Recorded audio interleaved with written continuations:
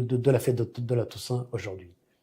Très chers fidèles, très chers téléspectateurs de Patchis TV, ce dimanche du 2 novembre 2025, l'Église catholique au Rwanda célèbre la solennité de tous les saints. Qui sont ces saints? Ce sont nos parents, nos frères, nos sœurs, nos amis, nos ancêtres, les inconnus qui ont été fidèles à Dieu dans leur vie, ici sur terre, et qui maintenant goûtent le repos éternel dans la joie en présence de Dieu.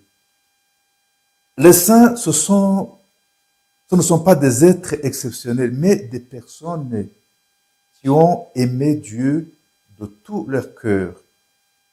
La solennité de tous les saints se célèbre normalement le 1er novembre au niveau de l'Église universelle, mais vu que la solennité de tous les saints n'était pas bien célébrée au Rwanda, parce que le 1er novembre n'était pas un jour de congé, la conférence épiscopale du Rwanda, dans son assemblée plénière extraordinaire du 9 au 10 août 2016, prit la décision de la transférer le premier dimanche de novembre. Cette décision fut ratifiée par la congrégation pour le culte divin et la discipline des sacrements dans la lettre du 18 janvier 2017. La célébration de la solennité de tous les saints nous offre l'occasion de méditer sur notre vocation d'être saints. La parole de Dieu nous répète le désir de Dieu, qui est aussi le désir de l'Église et notre désir d'être saint. Dieu insiste sur cet appel.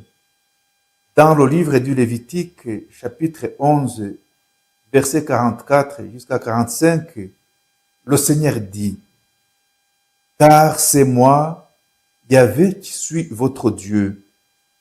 Vous vous êtes sanctifiés et vous êtes devenus saints car je suis saint.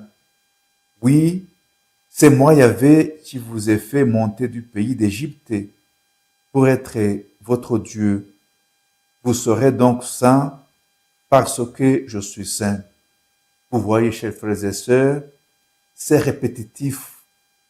Soyez saints car je suis saint.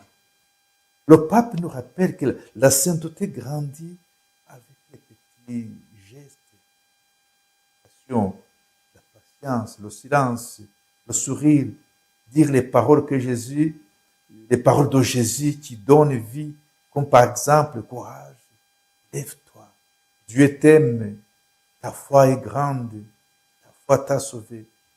Merci, pardon. La sainteté grandit dans chaque événement de notre vie et dans chaque instant de notre vie. Le saint voit les gens avec les yeux de Dieu, c'est-à-dire avec patience, avec tolérance. Il écoute l'autre avec amour. Il vit la solidarité, l'empathie, sans ce que l'autre ressent. Être saint, c'est continuer à sourire malgré l'âge et les difficultés de la vie.